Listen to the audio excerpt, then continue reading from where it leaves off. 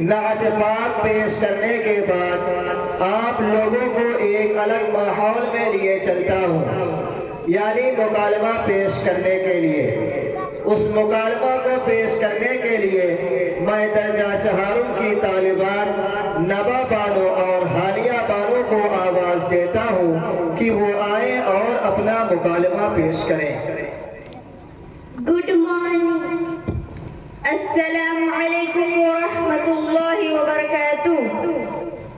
اور میں نے تو ماڈرن زمانے میں ماڈرن انداز سے سلام کیا، خیر کوئی بات نہیں۔ کیا میں تمہارا انٹروڈکشن یعنی تعارف جان سکتی ہوں؟ جی ہاں، میرا نام نبا اشتیاق ہے، میں گونڈیا کی رہنے والی ہوں، میں مدرسہ اسلامیہ انوار العلوم کی طالبہ ہوں۔ دیکھو نبا، یوں تو تم بڑی ہونہار لگتی ہو، مجھے تو لگتا ہے کہ تم روایتی تعلیم حاصل کر کے اپنی زندگی کو سینکڑوں سال روایت کی تابعی کر دو گی اور پردہ، برقع، چار دیواریں، گھر گرہستی میں پھنس کر اپنی زندگی کو بیکار کر بیٹھو گی، آزادی کے ساتھ جینے کے لطف سے خود کو محروم کر دو گی۔ روایتی تعلیم اور روایات تو میں نہیں جانتی، ہاں میں دین اسلام کو جانتی ہوں، اسلامی تعلیم حاصل کر رہی ہوں۔ میرا عزم ہے کہ میں اسلام پر عمل کروں گی اور ساری بہنوں کو اس کی دعوت دوں گی۔ اسلام کا تو عورت پر احسان و عظیم بھی تو ہے، آپ کو شاید پتہ نہیں۔ میں نے تو انگریزی لٹل لیچر میں پڑھا ہے کہ یعنی مغربی دنیا کا عورت پر احسان ہے، اس نے تو عورت کی عزت بخشی ہے، برابری عطا کی ہے۔ حالانکہ میں بھی ایک مسلمان گھرانے میں پیدا ہوئی ہوں، لیکن حقیقت پسند ہوں، سچ بات کہنے سے نہیں ڈرتی ہوں۔ عورت پر اسلام کے احسانات آپ نے نہیں سنا ہے تو آئیے ہم بتاتے ہیں کہ عورت پر اسلام کے کیا احسانات ہیں۔ اسلام سے پہلے بچے کی پیدائش کو کتنا برا سمجھا جاتا تھا، باپ کی کیا حالت ہوتی تھی۔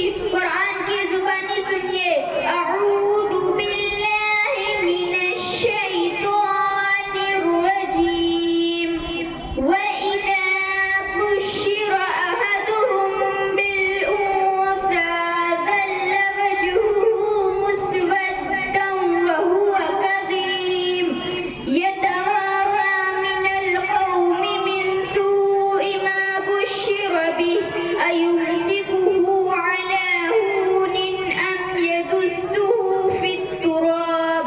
سورہ نحل آیت نمبر 58-59۔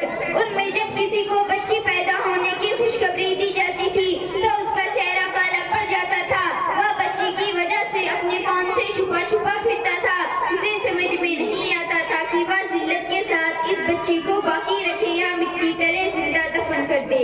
میری بہن، اتنا ہی نہیں بلکہ بہت سے لوگ اپنی بے گناہ معصوم بچیوں کو زندہ دفن کر دیتے تھے۔ ذرا سوچو، مٹی تلے اندھیرے میں ان بچیوں پر کیا گزر رہی ہوگی، ان کی ماؤں پر کیا گزر رہی ہوگی۔ بچیاں اپنے باپ سے بے پناہ محبت کرتی ہیں، کسی نے سچ کہا ہے، ناخلف بیٹے تو درد سر بنے، ناخلف بیٹے تو درد سر بنے، بیٹیوں نے سر دبایا دیر تک، لیکن وہ سنگ دل باپ محض اپنی جھوٹی شان کے لیے اس بچی کی محبت کا صلہ موت کی شکل میں دیتا تھا۔